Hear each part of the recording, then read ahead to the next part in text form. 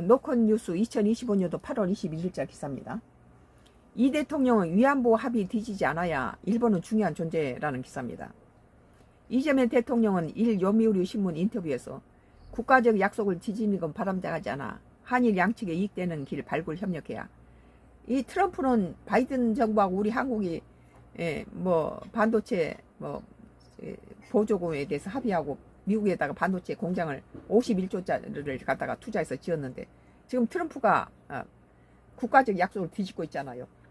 근데 이재명 대통령은 일본 요미우리 신문한테다가 위안부 합의는 뒤집지 않아야 라는 기사를 말하고, 그거 기본이죠. 뒤집지 말아야죠.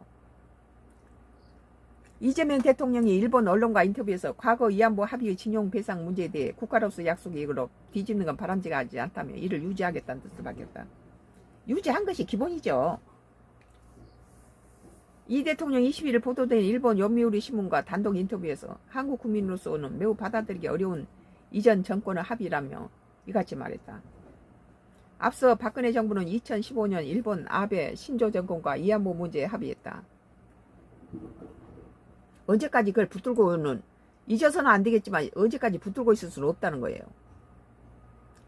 윤석열 정부는 2023년 일제 강점기 강제징용 피해 소송 해결책으로 한국정부 산하재단이 일본 피고 기업 대신에 배상금 등을 지급하는 제3자 변제안을 제시했다.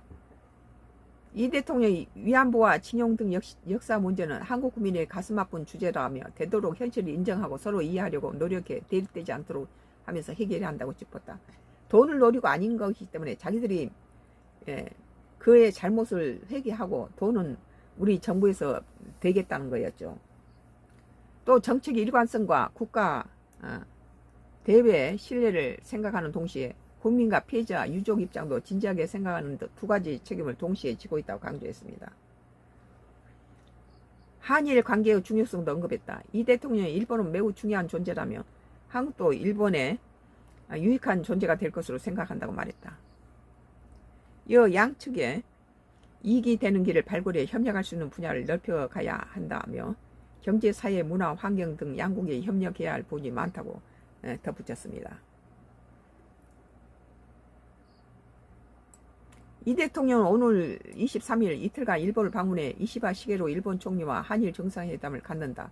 한국 대통령이 일본 찾는 것은 2023년 5월 윤석열 전 대통령이 히로시마를 방문한 이후 약 2년 만이다.